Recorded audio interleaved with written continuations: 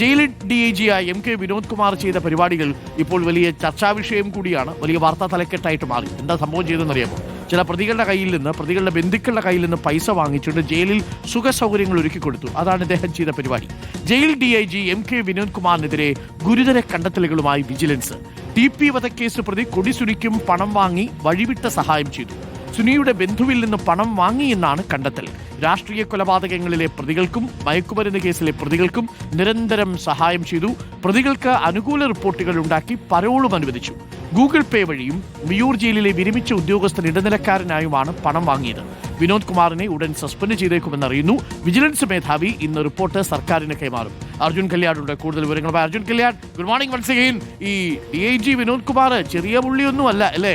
തടവ് പുള്ളികളുടെ ബന്ധുക്കളുടെ കൈകളിൽ നിന്ന് പണം വാങ്ങി തടവ് പുള്ളികൾക്ക് അത്യാവശ്യം സ്റ്റാർ ഫെസിലിറ്റിയൊക്കെ ഒരുക്കി കൊടുത്ത കക്ഷിയാണ്. സ്റ്റാർ ഫെസിലിറ്റി എന്ന് പറഞ്ഞാൽ അത്രത്തോളം ഇല്ലെങ്കിലും വേണ്ട സൗകര്യങ്ങൾ.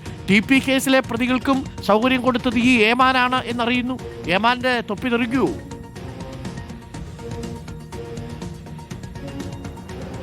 ഡോക്ടർ തൊപ്പി തെറിപ്പിച്ചല്ലേ പറ്റുള്ളൂ. കാരണം സ്വാഭാവികമായി ഇത്രയും വലിയ ഗുരുതരമായിട്ടുള്ള ക്രമക്കേട് നടത്തിയിട്ടുള്ള ഒരു പോലീസ് ജയിലറെ അല്ലെങ്കിൽ ജയിൽ DIG എങ്ങനെയാണ് ഈ പറയുന്ന വകുപ്പിനകത്ത് വെച്ച് നിൽക്കുക എന്നുള്ളൊരു ചോദ്യം വളരെ പ്രധാനപ്പെട്ടതാണ്. കാരണം കണ്ടെത്തിയിരിക്കുന്നത് ചെറിയ കുറ്റമൊന്നുമല്ല. കാരണം ഈ പറയുന്ന 12ഓളം ജയിലിൽ കഴിയുന്ന തടവുകാരുണ്ട്. അതിൽ കൊലപാതക കേസിലെ പ്രതികളുണ്ട്, രാഷ്ട്രീയ തടവുകാരുണ്ട്, അതുപോലെ തന്നെ മയക്കുമരുന്ന് കേസിലെ പ്രതികളുണ്ട്.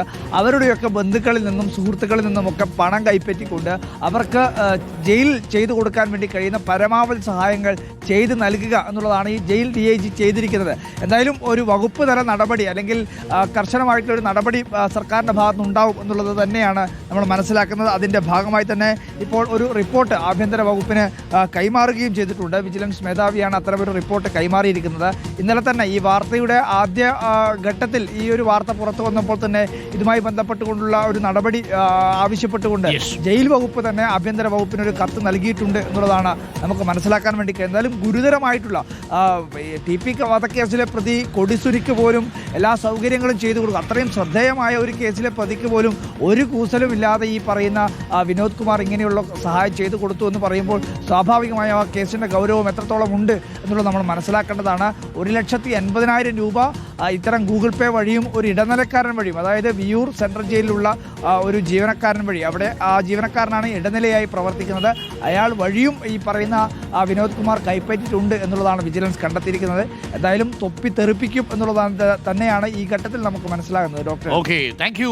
അർജുൻ കല്യാടാണ് വിവരങ്ങൾ നൽകിയത്. പണ്ട് അപ്പോൾ ജയിലിലൊക്കെ ആയിരുന്നെങ്കിൽ വിനോദ് കുമാറിനെ വിളിച്ചാൽ മതി. വിനോദ് കുമാർ എൻ്റെ ബന്ധു ജയിലിലൊന്നും തൊട്ട് കിട്ടു, കുറച്ച് സൗകര്യമൊക്കെ തരണം, കുറച്ച് പൈസയൊക്കെ തരാം. മാത്രമല്ല ഈ വിനോദ് കുമാർ ഗൂഗിൾ പേ വഴിയാണ് പണം വാങ്ങിയത്. എത്ര സത്യസന്ധരായ അഴിമതിക്കാരൻ അല്ലേ?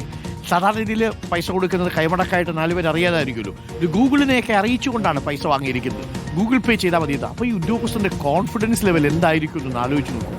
അപ്പോൾ കാര്യങ്ങളൊക്കെ ഏകദേശം തീരുമാനമായി. സസ്പെൻഷനുണ്ട്, വീട്ടിൽ പോയിരിക്കാം. കുറച്ചു കാലം ഗൂഗിൾ പൈസയൊക്കെ വാങ്ങിച്ചതല്ലേ.